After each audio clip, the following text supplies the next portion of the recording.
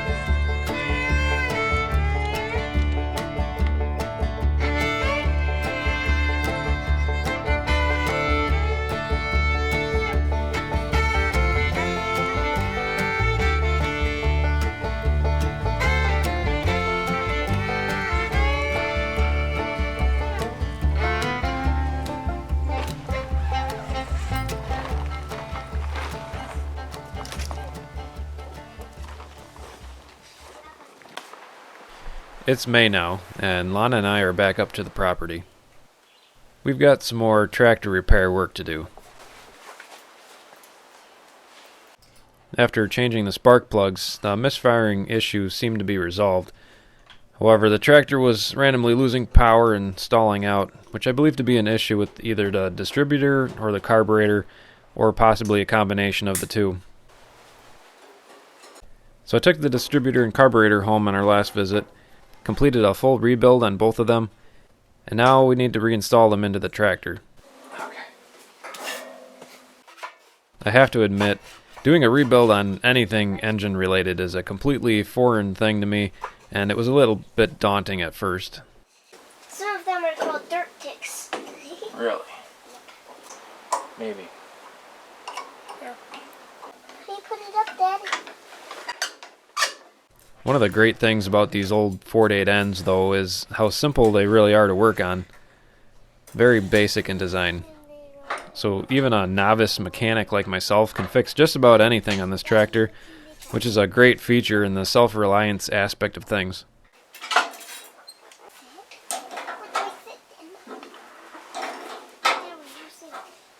Well, there has to be. There's need to go. Just had to do something.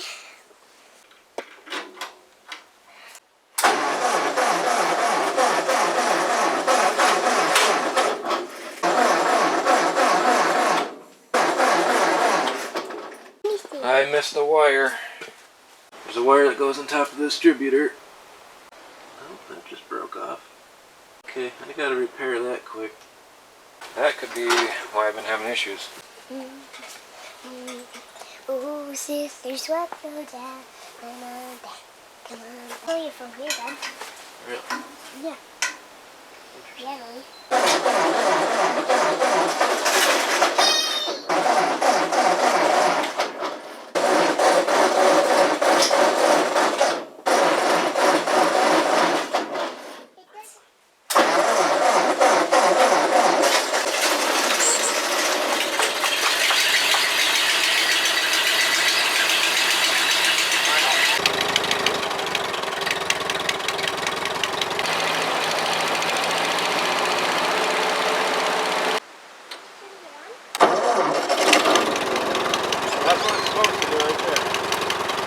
Alright, well, she's running.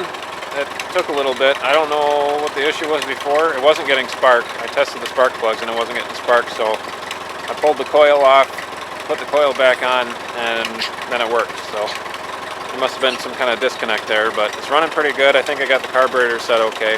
Got a new carb on her, or rebuilt carburetor, and a rebuilt distributor, and it's running probably better than it ever has.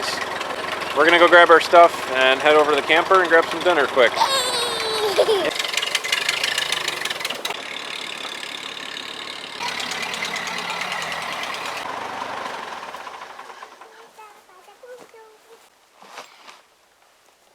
Well, that's gonna be it for tonight. That's all I had planned, was just to get the tractor up and running, and it is. I need a little more tweaking on the carburetor, but it's running, so can't ask for too much more than that. So we're gonna go ahead and grab dinner and probably get to bed a little early, and we'll see you in the morning.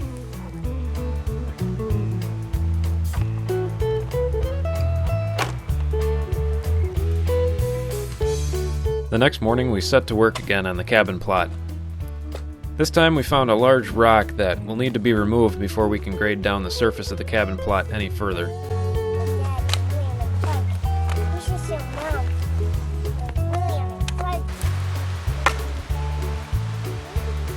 I do enjoy problem solving, but it's funny some of the ideas you come up with sometimes.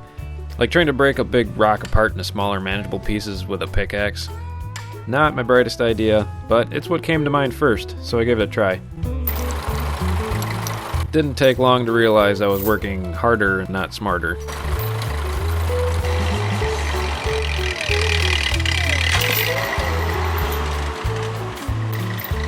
might not pull that much.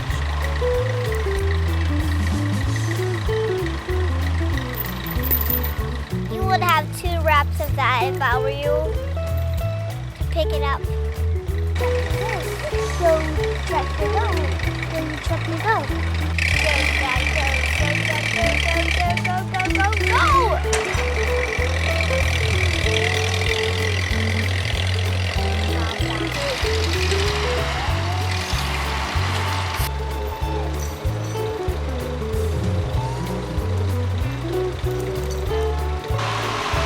Now that the rock is gone, there's a big hole that needs to be filled in.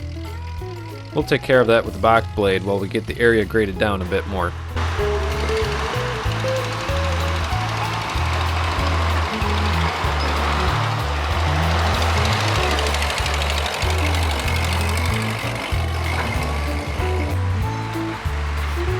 This kind of preparatory work can be a lot of fun at first, but after a while of driving around and around in circles, it gets pretty monotonous. You kind of just want to move on to the next step to get the project moving along. But however monotonous a task may be, it's still very important to do each task correctly the first time, so you don't have to go back and fix it later.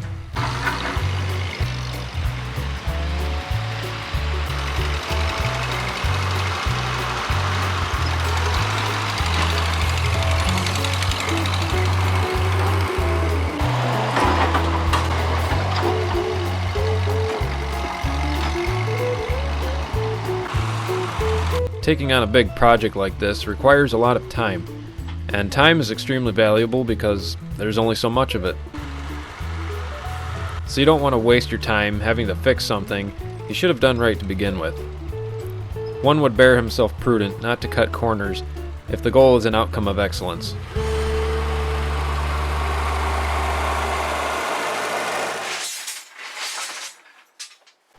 We've got the area graded down, and it's time to start marking the corners of the cabin.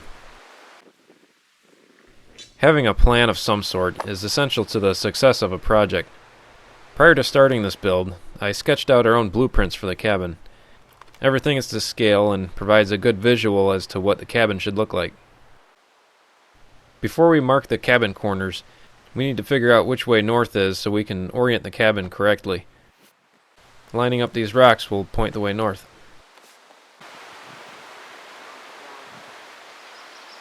Alright, so we're just getting to the point where we're going to start putting stakes where the corners are going to be.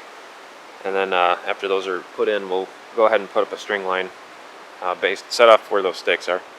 So this is the part where we're really trying to envision what we want it to look like, what we want the cabin to look like. It's even as far as like sitting in the cabin looking outside of windows and stuff. So the sun sets over that direction, and I want to be able to look out a window and see the sunset. So we've got the west side of the cabin facing that way. We'll have a window on the west side of the building, and that'll be kind of nice. We want a porch on the south side of the building, so that's going to be facing this way. So that's south. So we got it's going to be like a lawn, I guess you could say, a little yard where it's a little bit open, and we can put bird feeders or whatever out there. We'll clean that up a little bit. It'll be something nice to look at. Those were the two main directions that I wanted to focus on, the south and the west sides. The north side here, just want to make sure we don't come up too far, because we do have trying to put a 7-foot porch on both sides. So yeah, I think we're just going to go ahead and put our stakes in, make sure it's all square, and we'll go from there. It's very exciting getting to this step in the process. Finally getting to see where the cabin will be. We'll get these corner markers as close as possible to the actual exterior dimensions of the cabin, which is 12 feet by 16.5 feet. The more accurate we get these markers, the easier the next step in the process will be. So we measure, remeasure, and remeasure again, and so on, until we get it about as perfect as we physically can. We also need to ensure the cabin is square. Remember the Pythagorean theorem from that math class years ago? Who would have thought knowing that would ever come in handy? Until now, I didn't. But I tell you what, it sure comes in handy when you're trying to square up a building.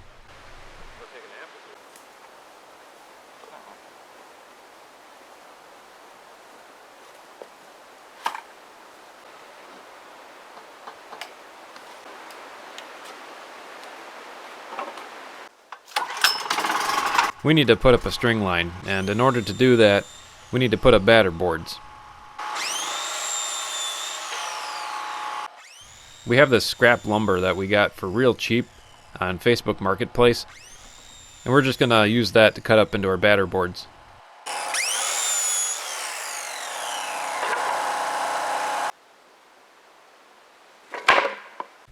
Having the corner markers already in the ground makes it really easy to see where the string line's going to go. So we just got to get these batter boards on either side of that string line.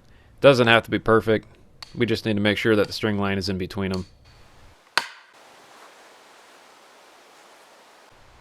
We're doing a pier type foundation that will go below ground. So before we put the rest of the batter boards up, we're going to want to mark on the ground where exactly the holes will be for the piers, so we don't put the batter boards too close and have to move them and realign everything.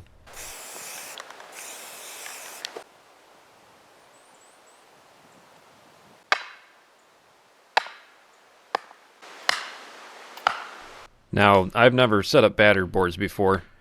In fact, I've never in my life built a structure other than a 4-foot by 4-foot chicken coop. So I really have no idea how well this project is going to go. But with a ton of research, our hand-drawn blueprints, and our passion driving us forward, we have faith that this project will be a success.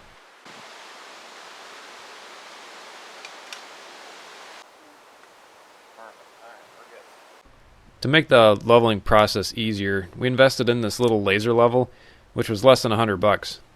It's not designed for outdoor use, so the laser can be hard to see. But it was much more affordable than one of those fancy outdoor laser levels that cost hundreds of dollars. And it still works just fine. You don't always need the fanciest, most expensive equipment to get a job done, especially if you're on a budget. The tripod for this thing is too tall. I'm supposed to be 18 inches above grade for my plan. And this is like showing at 24 inches. So I just dug a hole and put it in there. That should work just fine. We have a vision. A vision of peace and solitude surrounded by nature.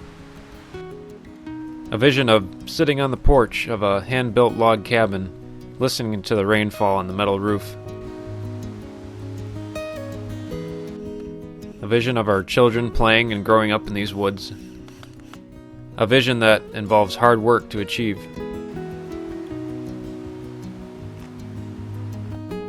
It is important to know and understand what your vision is, as it will help you shape the outcome, come up with new creative ideas and plans, and provide further depth and meaning to your work. And don't be afraid to dream big, because big dreams can become a reality.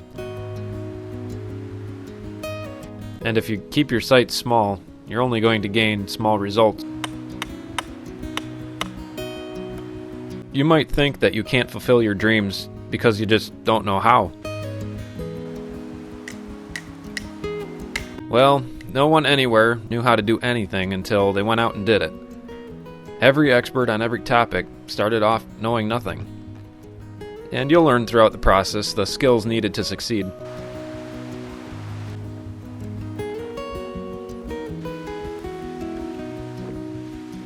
And don't be afraid to fail, because that's an expected part of the process.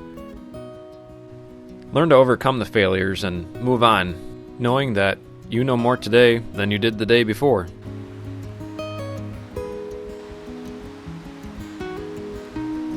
One day at a time, step by step, the process will reveal the fruits of your labor. Just remember, whatever your vision or dream is, it can be achieved, but it's up to you to make that happen. Alright, well, we've got our batter boards and string line up. One of the issues I'm going to have here is I still have to I'm putting in 6 piers. So I've got the 4 marked here, and there's going to be one on each side of the long ends. So there's going to be one right over there, long end, and one right here in the long end. As you can see what the issue is here. That's going to be a lot of work pulling that thing out of there. So we got the important stuff done. I got pretty much everything done that I wanted to this weekend other than getting the auger put together, but that'll be a project for next time. So yeah, we're making progress. So that's going to be it for this trip. We're going to camp out here tonight and head back home tomorrow. So we'll see you guys whenever we're out here next. Thanks for following along. If you liked this video, be sure to check out our other videos on our YouTube channel and hit that subscribe button. We hope we'll see you again soon, and remember to gear up, get out, and go find your own outdoor adventure.